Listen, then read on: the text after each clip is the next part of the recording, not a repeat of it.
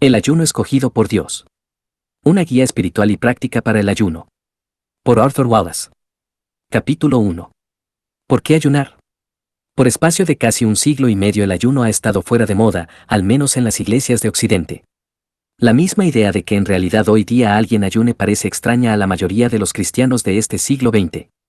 Lo asocian con el cristianismo de la época medieval o quizá con prácticas relacionadas con el sector conservador de la iglesia anglicana.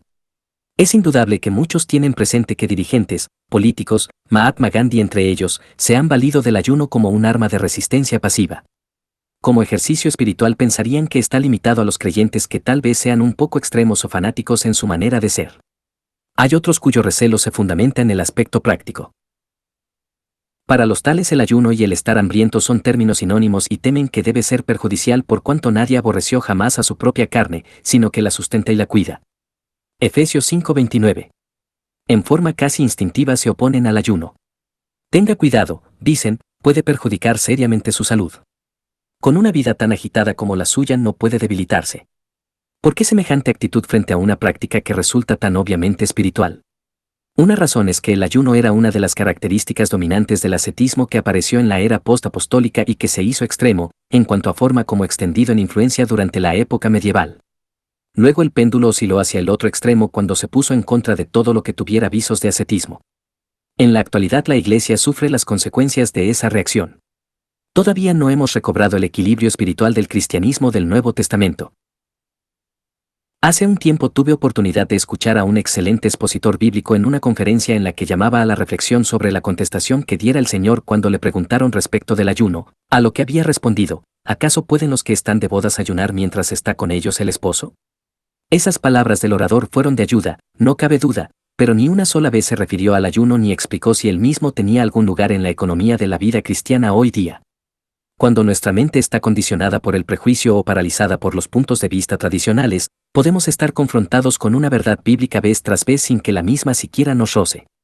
Nuestra inhibición espiritual en lo que concierne a esta verdad nos deja ver pero no percibir.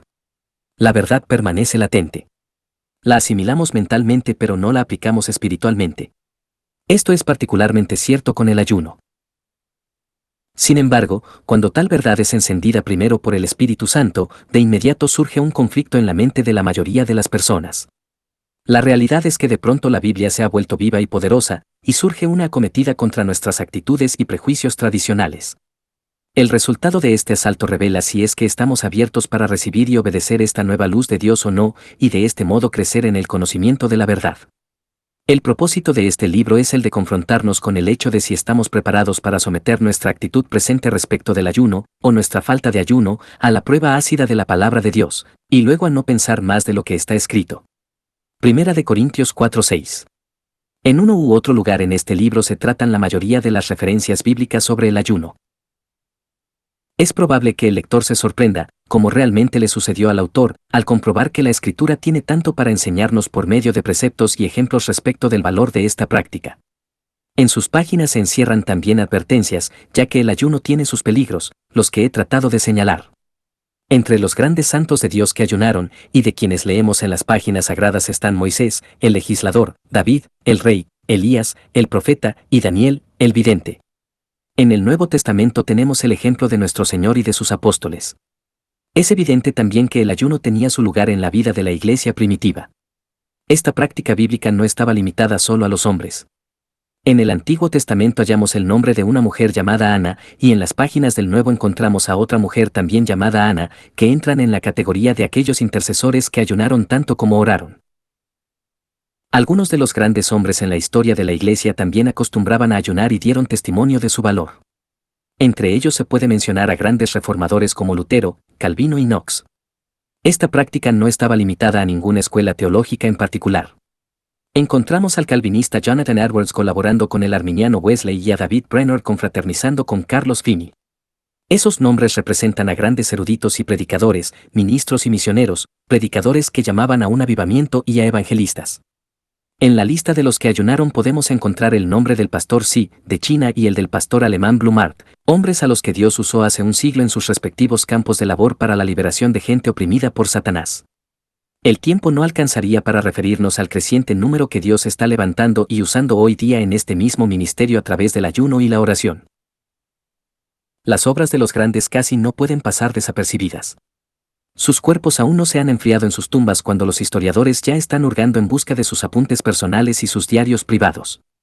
Solamente cuando en aquel día se abran los registros celestiales quedará al descubierto el gran número de santos anónimos que no han legado ningún diario personal y de los que no se ha ocupado ningún historiador, sino que fueron hombres que oraron con ayuno al Dios que ve en secreto.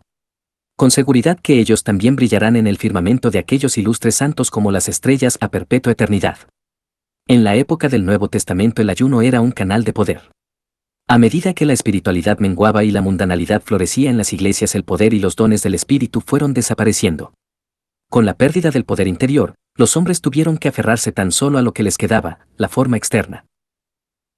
Se dio más y más énfasis a actos externos tales como el ayuno, aunque carente del espíritu interior que solamente podría darle valor. El ascetismo llegó a ser una señal de piedad y espiritualidad. Las palabras de Pablo sobre la apariencia de piedad, pero negarán la eficacia de ella, segunda de Timoteo 3:5, se cumplían. Pero, loado sea Dios que está amaneciendo un nuevo día y una renovada sed por el Espíritu está empezando a sacudir a la adormecida iglesia. Es un día de renovación espiritual. Por doquier se pueden apreciar la búsqueda y la inquietud, las cargas y los anhelos. El clamor de la iglesia está ascendiendo al cielo. El Espíritu de Dios se mueve. ¿Qué es esto sino los primeros dolores del parto de la nueva era que pronto verá la luz? Dios está resuelto a conseguir una iglesia sin mancha y sin arruga, una esposa ataviada para su amado Hijo. Personalmente, tengo la convicción de que en los dolores de parto que llevarán al alumbramiento, descubriremos uno de los secretos de la iglesia primitiva y que se había perdido, el poder que es liberado a través de la práctica verdaderamente bíblica de ayunar para Dios.